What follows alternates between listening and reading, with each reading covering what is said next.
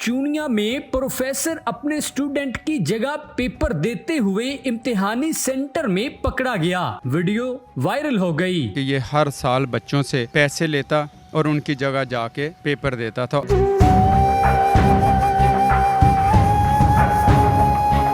नाज़रीन इकराम, social media पर एक ख़बर गर्दिश करती है। तहसील चूनिया से लेक्चरार अपने स्टूडेंट का पेपर देते हुए पकड़ा गया। ये सारा वाक़या मामला है क्या? मेरे साथ चौधरी साबर साहब मौजूद हैं जिन्होंने ये सारा वाक़या देखा।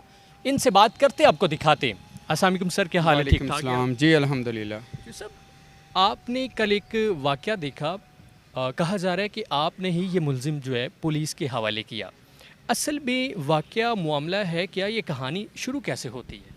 ये आपने पहले तो सुना होगा कि दोस्त की जगह दोस्त जो है वो पेपर देता पकड़ा गया, या भाई की जगह भाई पकड़ा गया, या कोई अजीज़ या कोई ऐसे नौसरबाज होते थे कि जो पैसों की खातर जो है ना वो अपने स्टूडेंट या तालिब इल्म का जो है ना वो पेपर देते पकड़े जाते थे।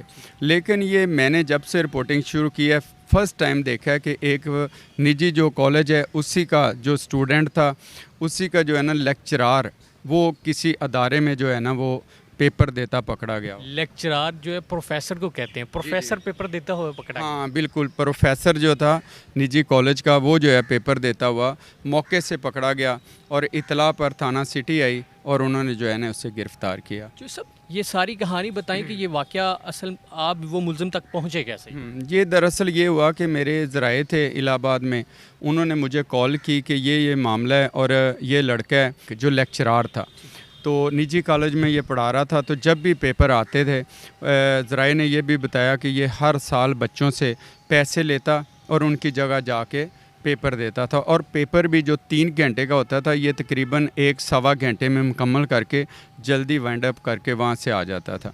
ये पता चला कि एक पेपर की कितने पैसे लेता था?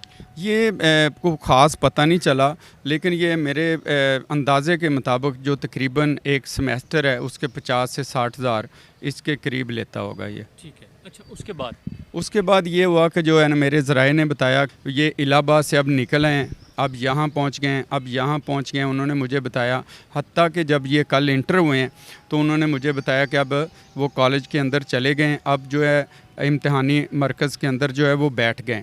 यहाँ तक बताया, उसने बताया कि ये अब जितनी जल्दी हो सके ये पेपर दे के यहाँ से जल्दी फ़रार होने की करते हैं। सो ये हुआ कि मैं फ़ौरी तौर पे वहाँ पहुँचा।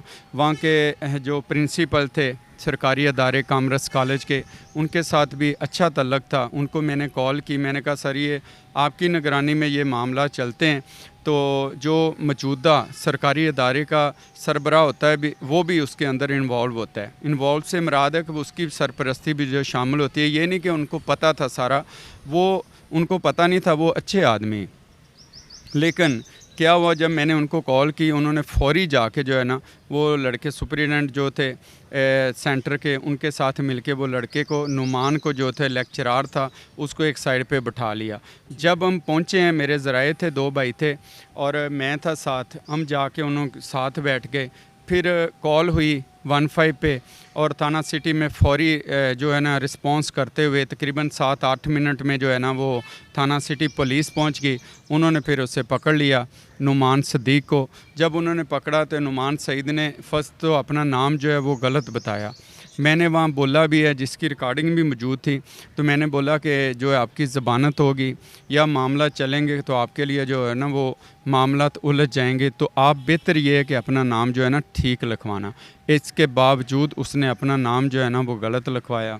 फिर जब मामला सोशल मीडिया पे हाईलाइट हुआ तो मुझे दोस्तों की कॉल आई कि ये तो इलाहाबाद इस महल्ले का रहायशी है, तो इसका असल जो नाम है वो नुमान है सदीक, ये अपना नाम गलत बता रहा है।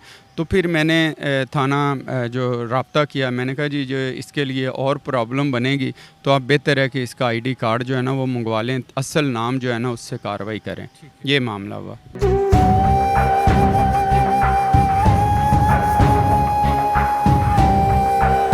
जब आप वहाँ पे पहुँचे तो वो टीचर का, वो लेक्चरार का रिएक्शन कैसा था? क्या सोच रहा था और आप जब उसकी तरफ देख रहे तो क्या महसूस किया? नहीं, वो इब्तदाई तौर पे तो उसने जो है ना अपने गले में पट्टी बांधी हुई थी। वो अब मैंने पता करवाया, जी। लोग कहते हैं कि उसके जानने वाले कि उसका एक्सीडेंट हुआ था। हाँ, ये वो भी बता रहा था कि मेरा जो है ना एक्सीडेंट हुआ था, लेकिन ओवरऑल जो सेंटर सुपरिटेंडेंट थे और वहाँ के जो इंचार्ज थे कॉलेज के, उन्होंने भी उनसे अच्छा बिहेव किया, पुलिस ने भी अच्छा बिहेव किया, हत्ता कि यहाँ तक किसी ने ऊंची आवाज़ से भी जो है ना लेक्चरार से बात नहीं की, जो मुलज़म पकड़ा गया उससे बात नहीं की। बाकी जो आके वो कानूनी तौर पे जो सेंटर सुपरिटेंडेंट थे तो उन्होंने जो है आन के इस्तगासा दिया। तो इस्तगासे के बाद फिर रात को थाना सिटी चूनिया में 495 जो 2026 वो मुकदमा जो है वो दर्ज हो गया है थाना सिटी चूनिया में। जी सर, ये क्लास कौन सी थी और पेपर कौन सा था? ये पेपर फर्स्ट ईयर का रियाजी का पेपर था, तो उसमें जो है ना ये साहब जो पेपर दे रहे थे, एक चीज़ जो बाकी रह गई है किस जगह पे यानी कि किस बच्चे की जगह दे रहे थे, जो इन्हीं के निजी कॉलेज में स्टूडेंट था, हाँ इसकी जगह वे ये नुमान सदीक साहब जो है ना वो पेपर दे रहे थे। जी सर, आज से पहले जो उधर टीचर थे, पुलिस वाले थे, आप थे, सारों ने जब डिस्कस की कि आज से पहले कोई ऐसा वाक़या आपने देखा?